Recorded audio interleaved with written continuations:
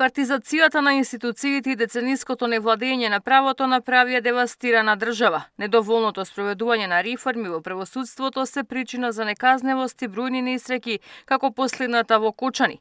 Потребно е рестартирање на целиот систем во државата, порача првиот човек на МАНУ Живко Попов на годишното собрание на Академијата. Со едноминутно молчање академиците изразија почит за жртвите од трагедијата и изразија сочувство до фамилиите.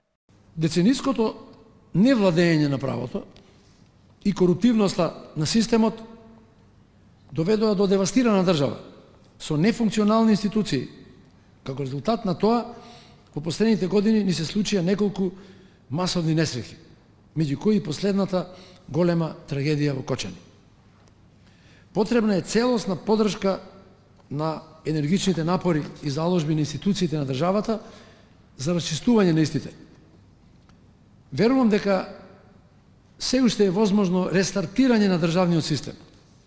И доколку успееме на институциите да им го вратиме барем нивото кој го имаа при осамостојувањето на земјата, навистина ќе постигнеме огромен успех. Според Попов и покрај подпишаните договори нема гаранција за европската перспектива на Македонија, но охрабрувала зголемената соработка со американската администрација.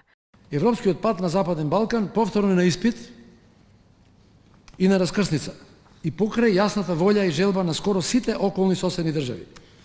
Сега ветена година е 2030 и затоа потребни се реформи и покрај евроскептицизмот кој што е во пораст заради неконзистентното однесување на Европската Унија и честата дисонантност на Брисел и поедени европски престолнини.